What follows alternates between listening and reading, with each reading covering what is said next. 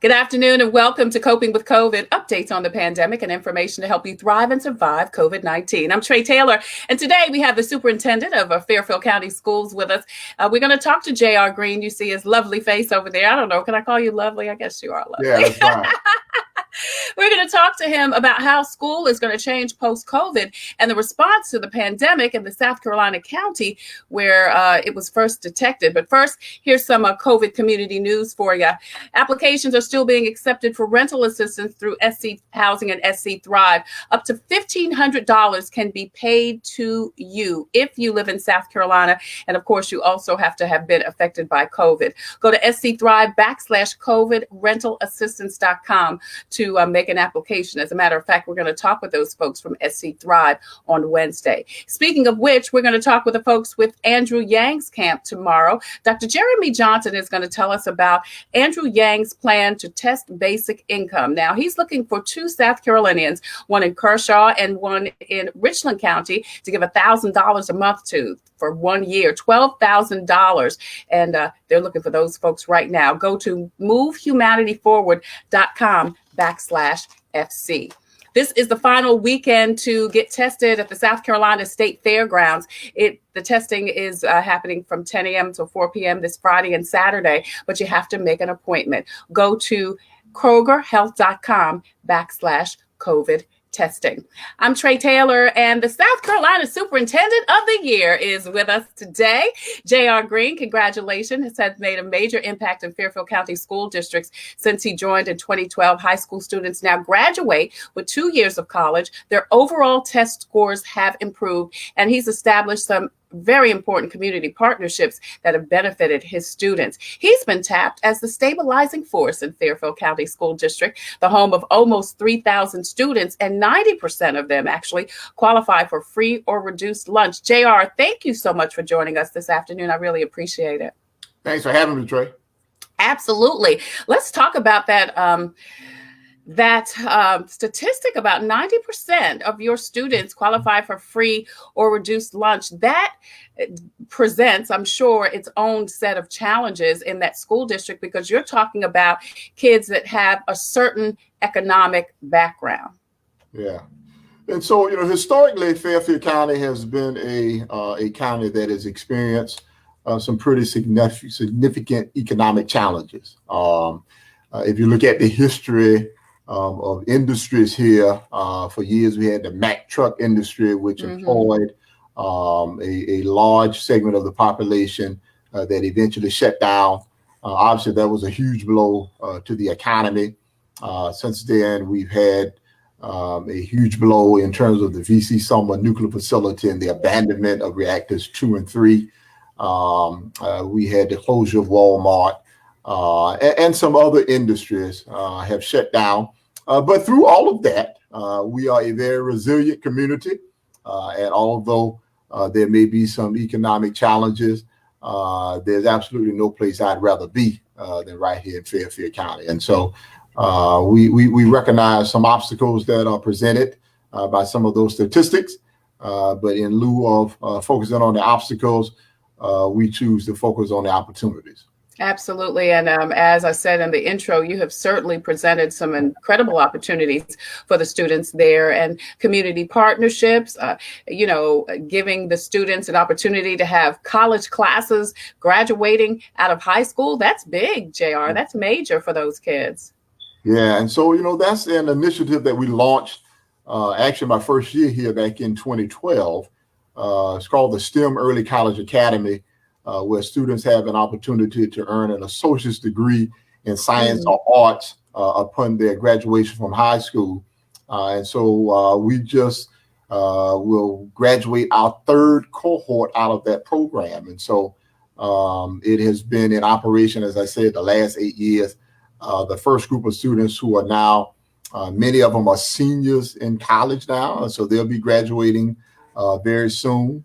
Virtually all of those students arrived on their college campuses with enough credits to be classified as juniors upon arrival. Wow. And I've seen it firsthand as a parent as well, because my twin daughters who graduated from Fairfield Central High School last year were part of the second cohort, and they matriculated to Clemson University and the University of South Carolina and Columbia, and both arrived on those campuses as juniors in college. And so it has been an absolute blessing for the young people of this community.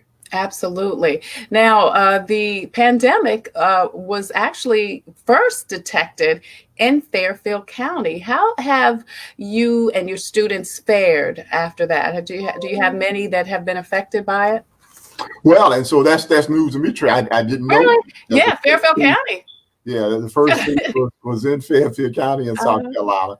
Obviously, anytime you have to close schools, that is a tremendous impact to the community, particularly in small rural communities. Yeah. Schools are the lifeblood of what transpires. And so just the inherent social nature of schools, the interaction, the camaraderie, all of the services that schools provide to young people, when schools are no longer in operation, it creates a void in the community. Mm-hmm. And so we have adjusted. We've done things like have our buses to go out and deliver meals to our young people, so they do not continue to have those obstacles to overcome in terms of food security.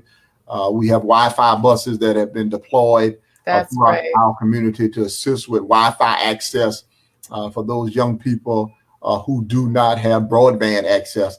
And so, this COVID crisis has really exacerbated and really shined a light on the whole digital divide that exists in our country.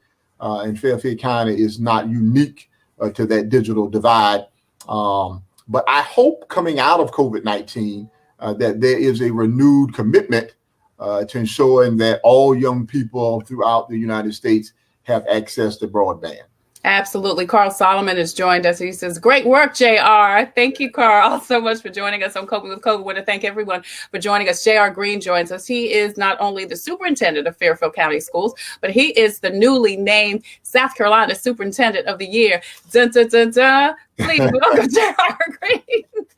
So, JR, you mentioned something that Rosalind Artis, Dr. Rosalind Artis, president of Benedict College, mentioned. She's part of the SC Accelerate Task Force, which is the broadband access in South Carolina. It is unfortunate.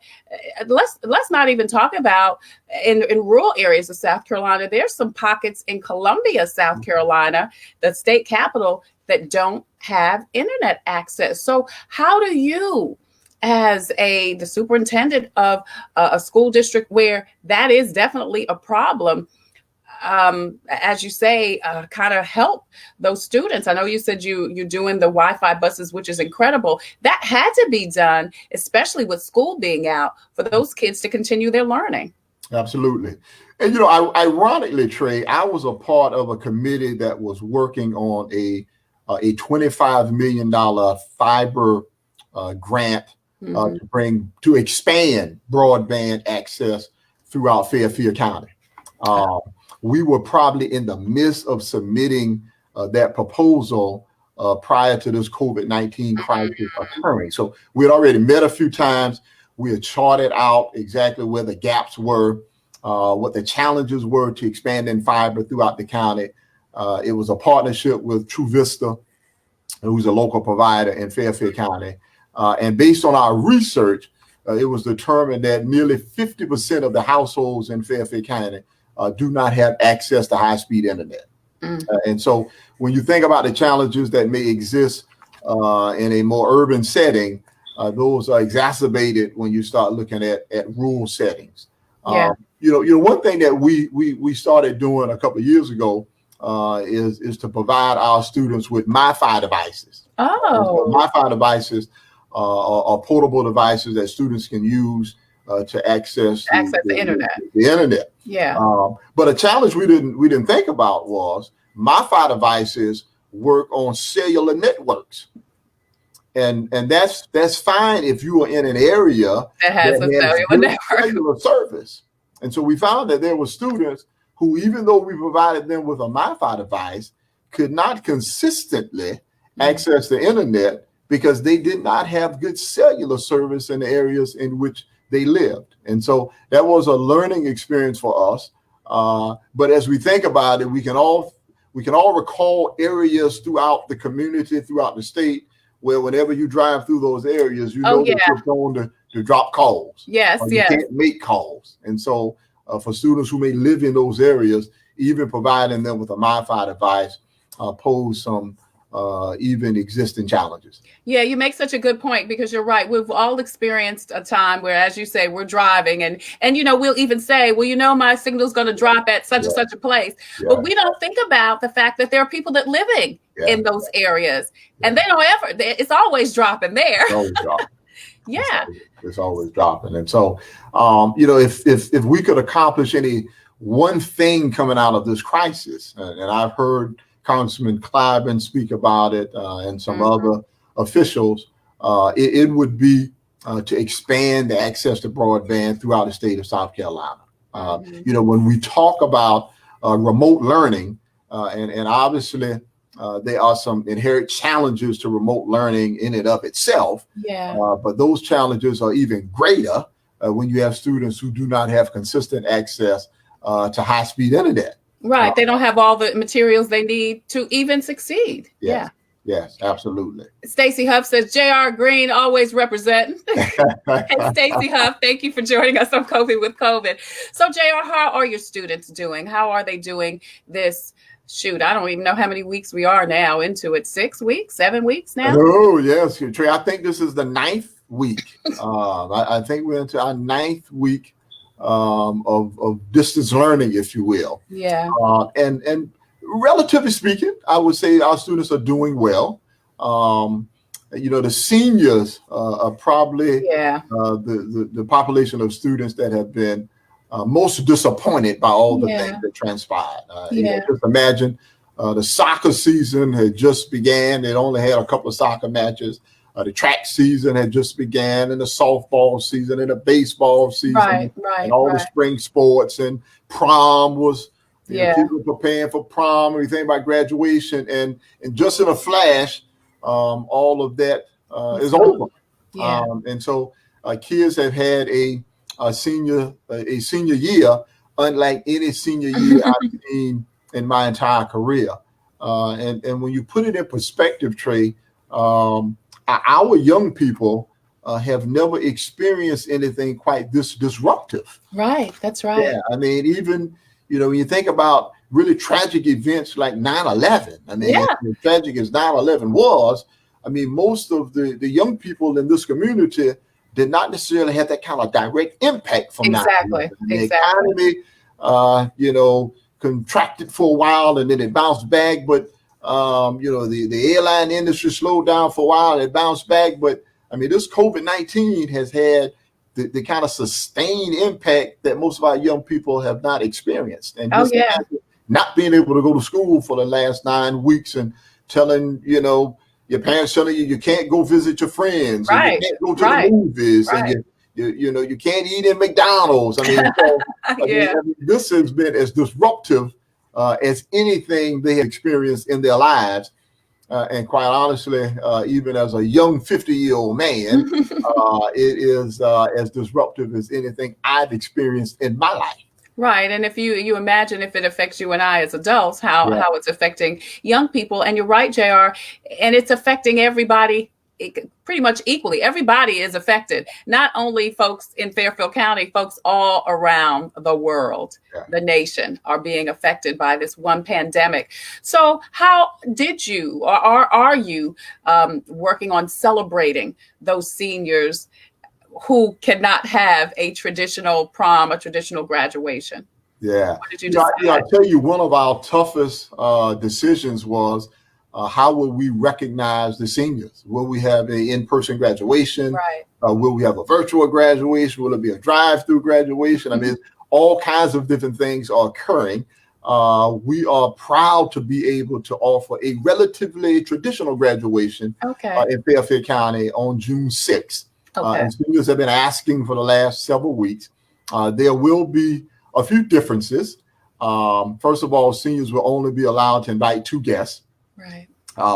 They will have to continue to adhere to social distancing protocols, even as they march into the arena, even as they are seated in the stadium. Our guests who arrive will also be seated a minimum of 6 feet apart, which is why we are limiting the number of guests. Yeah. We'll have sanitation stations set up. We'll monitor the number of people who go into the bathrooms. We'll provide face coverings for every student and every guest.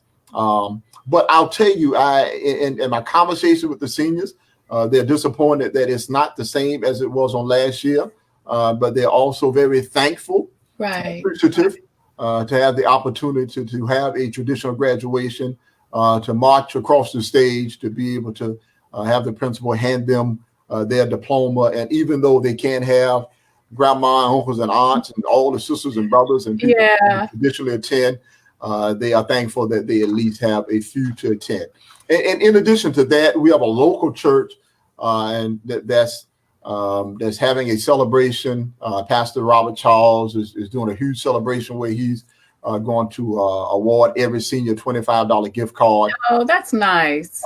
He's going to provide them with a senior T-shirt. We had a couple of community members, Brandon Peak. You have Ms. Robinson.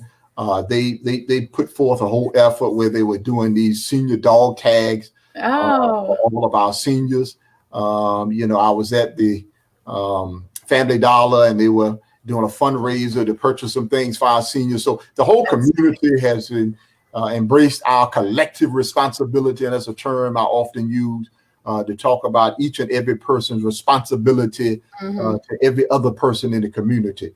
And so, as I said, we're making the best out of an unfortunate situation.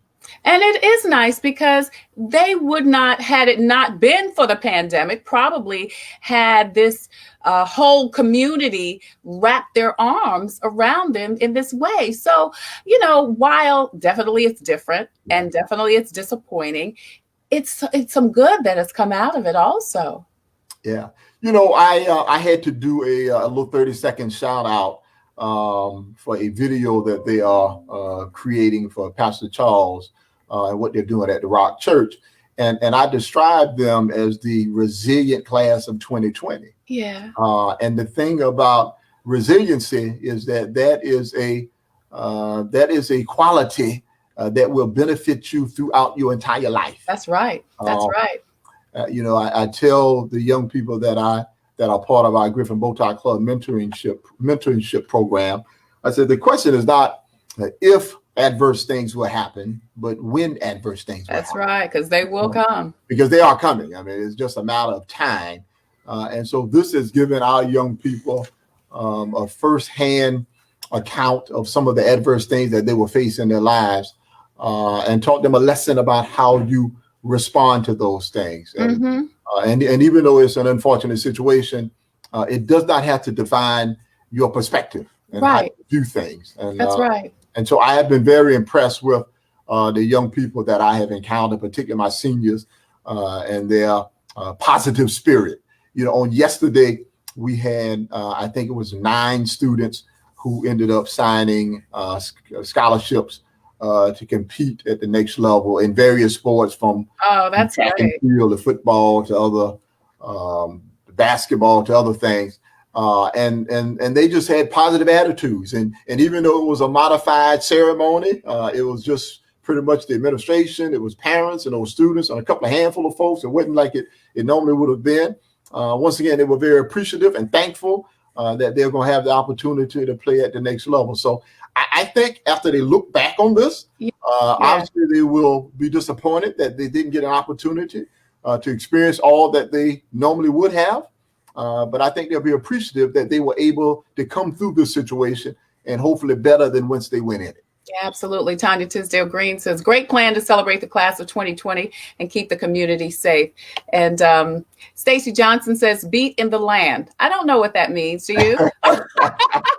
Well, I know a lot of I know Jackson. She's part of the Fairfield family. I'm not the caller. That's what that means, beat in the land. Beat in the land. I don't know, Stacy. I love it. Sounds great. All right. So, JR, you know what? You're right. This is going to be, and it sounds like most of the students at least are taking it with a positive that no, this is not what we thought it was going to be, but I got to keep on keeping on. And you're right. These types of things is what crafts you and creates, like you said, resilience in you. It creates an attitude. Oh, best in the land. She meant to say best in the land, Stacey. Girl, we thought you had started out a new saying, beating the land. We was ready to beat in the land, Stacey. Best in the land is good too. So yeah, this is what creates character in a person.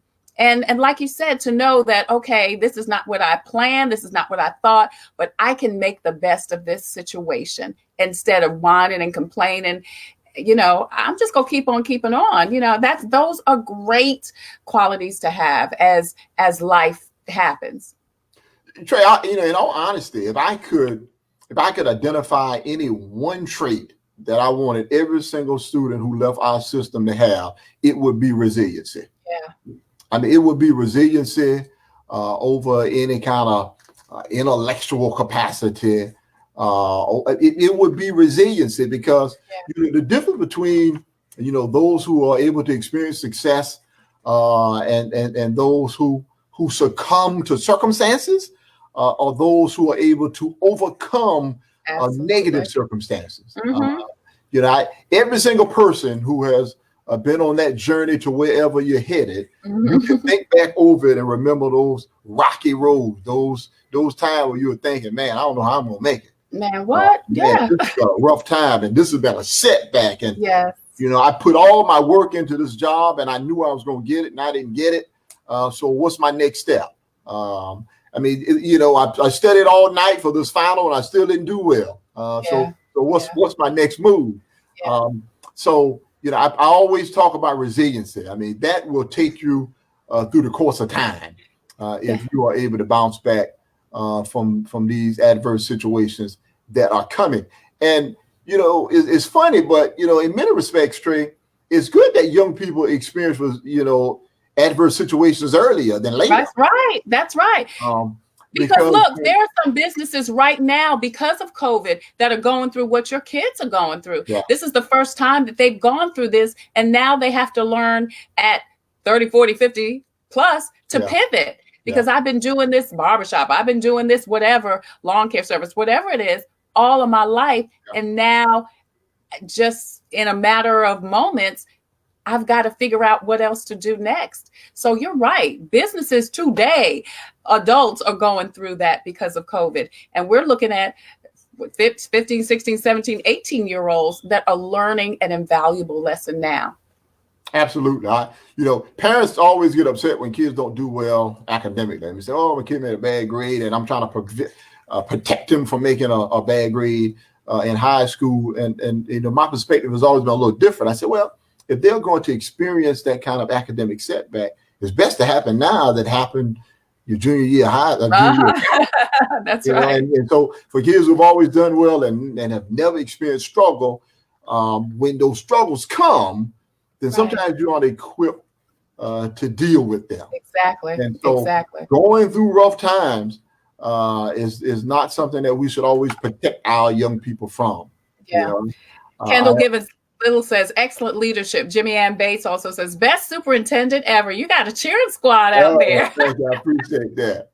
But I have a saying with the young people who are part of our Griffin Bowtie Club. I tell them that tough times don't last, but tough people do. And so you have to be able to work through the tough times. And this has been a tough time for not only our students, but a tough time for our families. This has been a tough time for our entire communities. And so I remind people that as bad as you may think you have it, just imagine how blessed you are because there are millions of people throughout this entire country who are unemployed today. Millions of people who are wondering, where will I sleep tonight? And people wonder, where will my next meal come from? And so, it gives us an opportunity to put a focus on our blessings. Things that we do not have. And so I have been so impressed with the resiliency of not only the young people of this community, but the resiliency of our entire community. From mothers and fathers who had to become homeschool parents in a flash, because they didn't sign up for that. I know that's right. Yeah. They did the best that they could. And we are so appreciative of that, making the sacrifices for those who wanted to be live and in person at graduation, but understanding the circumstances and being okay with watching it through a streaming service. And so, I tell you, Trey, and let me knock on some wood there. We've not had really a lot of complaining from the people in our community. That's good. For some of the adjustments that we've made. I think the one thing that they recognize is we're always going to do what's in the best interest of our young people in the community that we serve. And sometimes it's not necessarily the most popular decision, but we have to do what is the right decision. And as I heard years ago, everything right ain't popular and everything popular ain't right. So if you put your focus on doing what's right, it'll always work out in the end.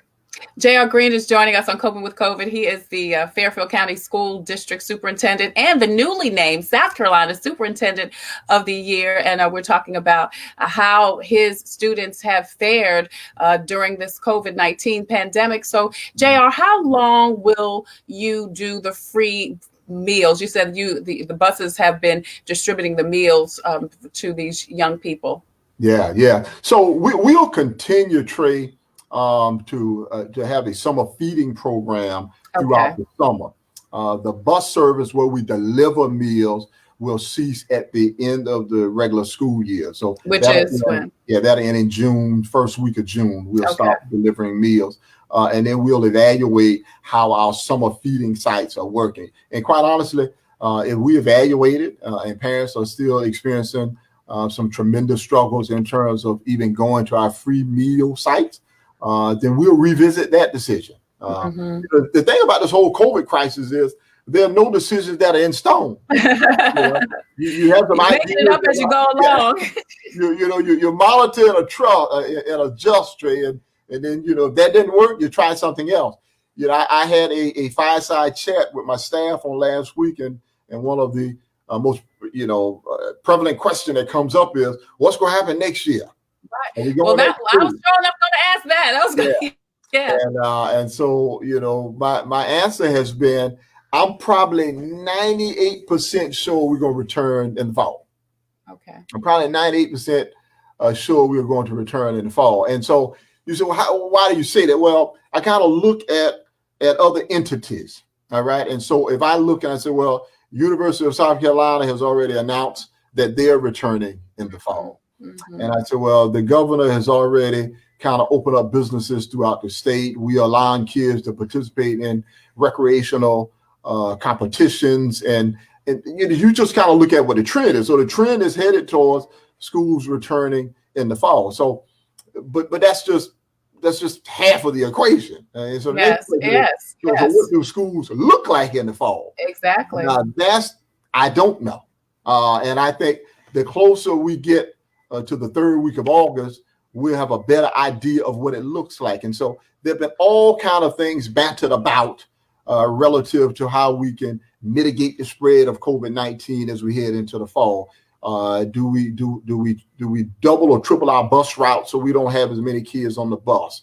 Do we have alternating schedules so we don't have as many kids in the building? Do we have a virtual day and a live instruction day? Do we require that every student and staff wear face coverings? How do we social distance? Well, is eat lunch in the classroom versus going to the cafeteria? Will we? So there are all kinds of scenarios out there in terms of how we can adjust to this new reality. And as we get closer to the third week of August, we'll begin to narrow some of that down. Now, there doesn't appear to be any indication that there will be any kind of statewide mandate or guidance in terms of how every district needs to operate. Really. Yeah. So, because I know that State Superintendent Molly Spearman is having her Accelerate ED meetings, on a weekly basis now. And it's interesting that you say you don't think there'll be a statewide mandate. So you do feel like she is going to leave it up to each school superintendent? Yeah. So the Accelerate Ed committee already released a document that really kind of illustrated some things that should occur Okay. if schools are to operate safely. I think what'll happen, and Superintendent Spearman may chastise me for saying this, but I think I'm relatively accurate here, is that those kind of broad guidances will remain in place, and then she'll leave it up to individual localities to really kind of model what works best in their location. Okay. So all right. what how that looks in Fairfield may be a little different than how that looks in Seneca, which may be a little bit different than how that looks in Myrtle Beach. But under that kind of broad guidance of what should transpire. Yeah. That's what I anticipate. Obviously, those kind of final decisions have not been made yet. But just in me evaluating the conversation and the dialogue, that appears to be where we are headed, where there'll be some flexibility in terms of how schools want to design their program where their community feels safe. Trey, the one thing that we have to talk about is, as much as we kind of banter around all these different options about what schools will look like in this whole COVID-19 era, we have to think about how we instill a sense of confidence in faculty and staff and moms and dads and parents. That's right. That's right. And so, I can do a lot of talking about what it's going to look like, but how do mothers and fathers receive that? And do they say, well, JR, I feel good about it, I'm going to send my son or daughter to school? Or do they say, hey, I'm not feeling all warm and fuzzy about that plan, JR? So right. I want to evaluate some other options. And the same with faculty and staff. I mean, do we develop a plan where bus drivers feel good and cafeteria staff feel good, and teachers and instructional staff and all of the people who are part of the Fairfield family, in addition to mothers and fathers and students? So, we will have to, once we develop a plan, do a very effective job of communicating that plan, so all of our stakeholders feel as if we are creating a safe environment. And I tell people that we want to create as safe of an environment as we can. I never say we can mitigate all potential risks, because that just simply would be false. Yeah. There is no mitigation where no risk exists. But I think hopefully we can put together a plan with a likelihood that there's any substantial risk to contraction of the virus will not occur. And if we can't, then that would mean we aren't in a position to return. And that goes back to some of the larger challenges to really educating our young people remotely, particularly in Fairfield County, is access to high-speed internet. Right. And so for people who said to me, well, JR, this virtual remote learning platform is working fine. Kids are accustomed to it. We've been working on Google platforms for years. We're a one-to-one district. Our kids have had Chromebooks for years. Well, that sounds good for kids who are in the building. Right. But if all of a sudden you are at home and you do not have access to high-speed internet, even though you're familiar with the whole Google platform, you still don't have high-speed internet. Yeah. So there are some challenges that we recognize if we have to extend this whole virtual platform. And and on top of the high-speed internet, Trey, there are just some functions that don't work very well in a distance environment. And so if I'm trying to teach a second grade kid who has some literacy gaps, it just has proven not to be as successful when I can look him in his eye and touch him on his arm. Absolutely. And we can have that kind of connection as we engage in small literacy groups. Yeah. Spencer Robain says, congratulations, Doc. Well deserved. Raina Perry says, congratulations. And Demarius Gather says, congratulations, Dr. Green. Brandy Jackson says, congrats again, Dr. Green, on your honor on being South Carolina Superintendent of the Year. Well, JR, you brought up so many points that I really want to delve into. Yes, I was going to ask you about, so how does, the school, move forward in 2020? So you say that Molly Spearman, the state superintendent, has given you guys a game plan, a broad game plan. What does that look like? At least, what does that look like before we delve into what it might look like in Fairfield County? What does that look like? Well, so it's a very broad thing. So, for example, some of the things that came out of the committee, Tre, are that you should have a nurse in every school. Okay. Some things that came out of the committee are that you should minimize the number of students that are on buses. That you should have all desks facing forward. That you should create social distance where there's at least 6 feet between every student. You shouldn't try and have students all transported at the same time during the school day.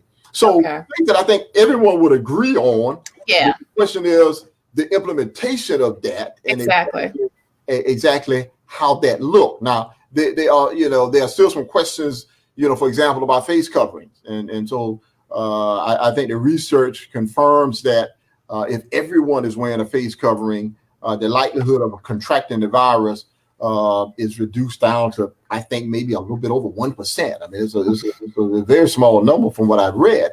But the question is it reasonable to think that a second grade kid is going to wear a face covering all day? Right. Is it reasonable to think that the teacher can wear a face covering and still deliver instruction? So even though it's kind of broad guidance, when you start talking about the implementation of some of the things that have come out of the committee, and I think all the things that came out of the committee, I applaud Superintendent Spearman and the committee. I think they did a wonderful job. The implementation of all of those recommendations still presents some challenges. Well, you mentioned that, Rhonda Simmons says no. What are you saying no to, Rhonda? Rhonda, what are you saying no to? And in the meantime, MST Wiggins says congratulations. And also Claudia Belton Avery says congratulations. Marsha Lynn Huff says well-deserved, Dr. Green. But Rhonda Simmons, we want to know what you're saying no to. So JR, so you did mention that, and yes, all of that is just, it's so much to think about. It's so much, it's so many particulars, but you did mention that you wanted to talk to, obviously, your faculty and staff. You want to get parents involved. What is that going to look like? I know you said you had your fireside chat. I wondered, was that really by the fire? But that's okay. Yeah. If it wasn't, and 90-degree weather, was that by the fire? But anyway, so, I'm interested in knowing, when you did talk to your faculty and staff, what were some of their comments? I'm sure they had some opinions about what they'd like it to look like. Yeah. So the fireside chat, we've been doing fireside chat and focus group meetings with the staff for the last probably years and years. I've been here 8 years, so we've been doing that for years. That's an opportunity for me to really engage with the faculty and staff, right. Talk to them about where we're headed, our vision, and answer any questions that they may have. And so a lot of great recommendations came out of that conversation. We did it virtually. We probably had 80 or 90 people who participated in the fireside chat. So, for example, one of the ideas that was presented to me was, well, Superintendent, what if we consider maybe having a population of teachers that teach exclusively virtual content, and then a population of teachers that teach exclusively face-to-face content. And therefore, teachers would not be required to operate kind of simultaneously in a virtual environment and a face-to-face environment. Right. Plus, I'm sure some teachers are doing better, maybe, virtually than others are. Some people can excel in different areas. Yeah. That's a great idea. Yeah. So that's an example of something that I didn't necessarily think about. That's something that we'll begin to explore. But to get to your question, in terms of how we develop a plan where we instill confidence in everyone who's a part of our Fairfield community. Right. That's what I want to know. Do you ask? I know you said, okay, in the fireside chats, you get your feedback from your faculty and staff. How do you engage with parents and say, what is best? What do you think is best? What will make you comfortable to bring your kids back? Yeah, and that'll change a little bit. And so historically, what we've been doing in Fairfield County, I've been doing town hall meetings, Tre, 4 times a year for the last 8 years. Awesome. And that's an opportunity for parents to come in. I've been doing partner breakfasts with members of the community, business community, municipalities, pastors, and all of those individuals. But all of that is pre-COVID. Yes. So now we're going to have to change that just a tad. where we may do some of that virtually. But what will happen is, and I was waiting on kind of the broad guidance from the State Department. That's not totally complete. There may be some more guidance coming from the State Department and maybe the governor's office. The Accelerate Aid Committee, as I said, has released their recommendations. But once all of that is done, then I'll probably assemble a committee of faculty and staff members. I'll probably include some students on that committee, some parents and community members, to really talk about what our plan looks like. Because right now we've heard a lot about kind of these broad recommendations, but we need to drill that down to see, okay, exactly what does that look like in Fairfield County, and what would our community be comfortable with. So I will begin that process before we get to the third week of August, of really talking about what a good comprehensive plan looks like that our faculty, staff, parents, students feel comfortable with. Right. Rhonda Sims says, how can we as parents help you all in the district to help move realistic measures of getting back to school? Yeah, and so Rhonda, really, I'm just kind of speculating on what parents are comfortable with. Because you're a parent. Because I'm a parent, and I'm getting ready to say that. Some of that comes from the fact that I have a daughter who's a rising 10th grader. And so I kind of think about it through the lens of, okay, JR, not looking at it through the lens of dad, through superintendent, but the lens of a dad, and having conversation with my friends and people that I bump into at the grocery store and Dollar General, talking to my wife about, what would you feel good about as relates to sending our youngest daughter back.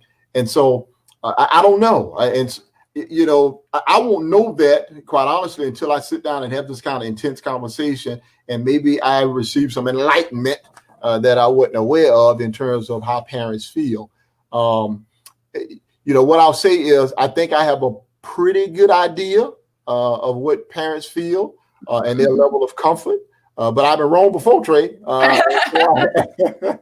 And so when I begin to engage them, I may come away realizing I wasn't as accurate as I thought I was. Greg Vader Johnson says he is watching from New Haven, Connecticut. He says, congrats to my alpha friend, Dr. Green, who I named my son after. JR, well-deserved RQ. He's an Omega. He's a member of Omega. I saw RQQ and I was like, I'm not Greek, but I can read between the lines.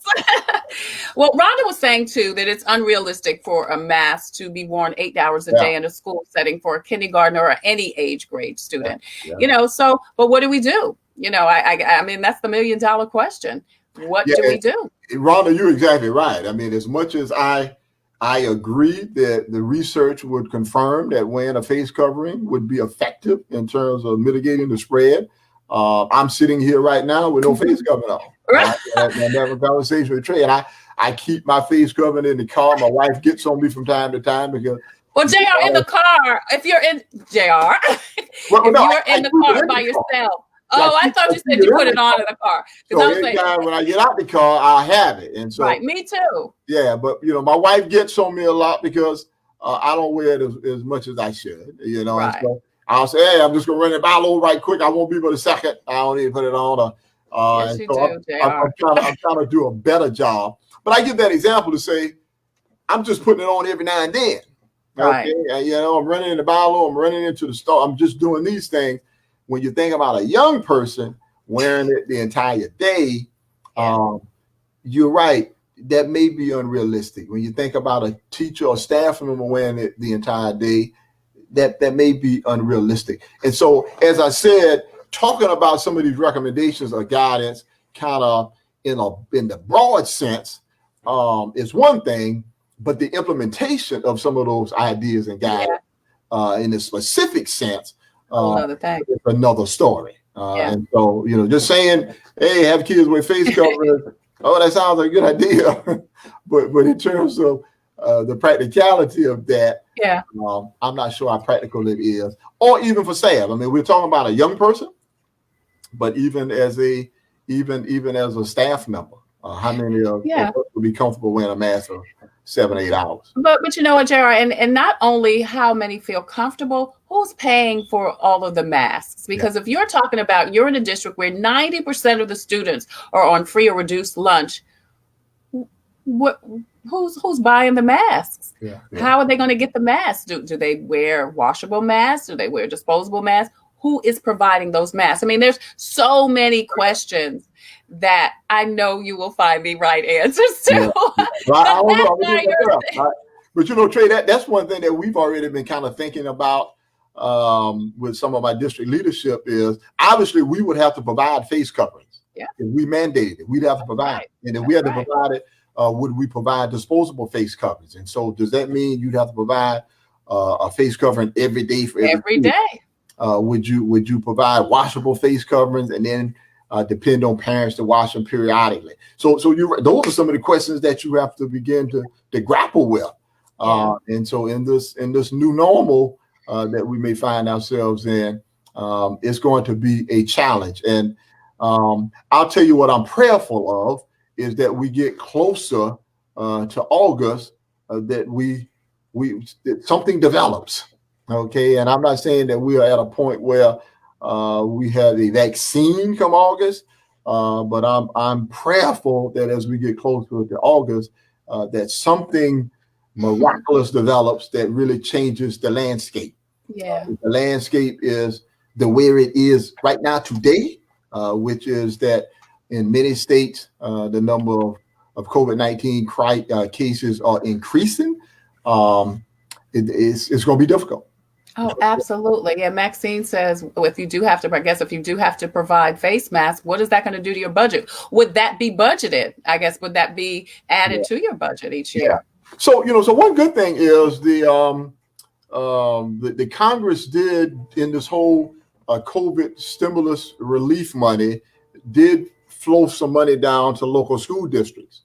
And so we'll be using a lot of that money for PPE equipment. So in addition to other things, a large chunk of that will be committed towards either purchasing equipment to clean your buildings consistently, or contracting with vendors to clean buildings consistently, getting into the purchase of PPE equipment, face masks, or any other kinds of covering. So we do have some resources from the federal government that will assist in the purchase of that equipment.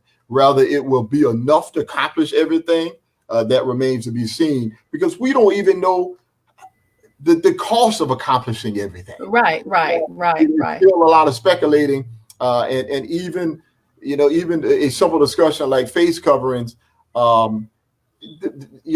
Developing a system where you can ensure that every student has a face covering every day, and the purchase of that is something that we really have to work through. Yeah, absolutely. Because, if and again, respect to Molly Spearman saying these are the guidelines, you guys kind of figure out the particulars. The state would have to give you a budget or give you what you need to do what you decide to do, whatever that is. Javonda Brown says, what about mental health for staff and students? I know you mentioned one of the requirements that a state superintendent of education said was that a nurse would be on hand in every school. But Javonda makes a good point, because this is obviously affecting some people's mental health, So Trey, we've had a lot of conversations about some of the academic deficits that may have developed as a function of really this distance learning model. But there are lots of social, emotional challenges our students and staff have been experiencing as a function of this. And so we talked a minute ago about some of the unemployment. We talked about, even some of the economic challenges. Some people who may have experienced death in their families, being in isolation, not being able to socialize. And so we have mental health counselors and social workers and guidance staff who are on board to address some of these issues. And we'll probably have to do a lot more of that. Once again, Trey, since this is kind of uncharted waters, the extent that we'll have to do it, I'm really not 100% sure. I'll tell you, we'll go in with a plan of this is about as much as we need to do. We think that'll be able to accommodate some of the challenges that exist. And after a couple of weeks, we may come back and say, that didn't even, that was right. We have to do a whole lot more than that. So we recognize that there are lots of social, emotional challenges that we are going to have to address that are just as important as some of the academic challenges. Well, you know what, JR, you have done an amazing job in Fairfield County Schools since you got there in 2012. And because you are State Superintendent of the Year, I know that you will continue to make the right decisions for the students, faculty, and staff that you oversee. Thank you so much for joining us today on Coping with COVID. Thank you for bringing your cheering section with you. If people want, I know that's right. Every superhero, has a theme song, and I don't know what movie that was, where the theme song would be kind of following them around, but you definitely have your folks with you. But you have done an amazing job. So if people want more information about you and the Fairfield County School District, how can they contact you and get more information about Fairfield? Yeah, so Tre, the thing about a small district, everybody calls me all the time. You can stop by the district office. I mean, you don't even need an appointment. My administrative assistant probably laughs about it.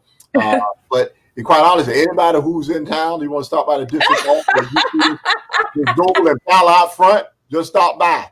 Other than that, you can reach me by phone, 803-635-7171, and by email at fairfield1.org. Yeah, Belva Bush Belton says, greatest superintendent ever, and the accolades keep coming.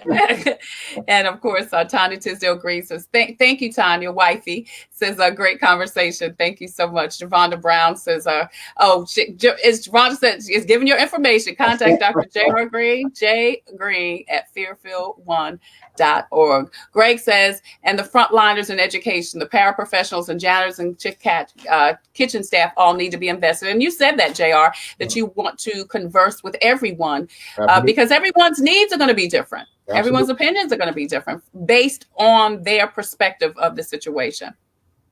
Absolutely, Tre. Yeah. All right. So please contact JR. Please continue to post and share this interview so you can spread this important message. Please like and follow me on Facebook and Instagram at Tre Tailor and Tailor Made Productions. And please hit and like my YouTube channel. If you have a COVID-related message, project, or service that you'd like to focus on and feature on Coping with COVID, please either inbox me at Tre Tailor or email the Tailor Made Productions at gmail.com. TheTailor Productions@gmail.com. I always lead with a reading from Jesus Calling. JR, would love for you to stay if Absolutely. You can. Lana Hudson says, whoop, whoop, best in the land. This is Jesus Calling, and it says, the world is too much with you. My child, your mind leaps from problem to problem, tangling your thoughts in anxious knots. When you think like that, you leave me out of your world view, and your mind becomes darkened. Though I yearn to help, I will not violate your freedom. I stand silently in the background of your mind, waiting for you to remember that I am with you. When you turn from your problems to my presence, your load will immediately lighten. Circumstances may not have changed, but we carry your burdens together. Your compulsion to fix everything gives way to deep, satisfying connection with me. Together, we can handle anything that the day brings. JR, thank you again so much for joining us. Hey, don't forget, tomorrow on Coping with COVID, we're going to talk with Dr. Jeremy Johnson with former presidential candidate Andrew Yang. He's looking for someone from Richland County and Kershaw County to give $1,000 a month to for his income-based plan. Also, Saturday, we'll talk to Angela Carr-Patterson. She's doing a seminar on how to find love and keep love going during a pandemic. Next week, we'll also talk to some former COVID patients, and we're going to talk with some folks in the entertainment industry about when and how they'll feel comfortable coming back to big venues. All of that and so much more coming up on Coping with COVID. Vicki Muller says, great job, my friend. Thank you so much, JR, again for joining us. Thank you guys for joining us. Also, stay safe, be well, and remain blessed. And thanks for joining us again on Coping with COVID. Thanks, JR. Thank you. Have a good one.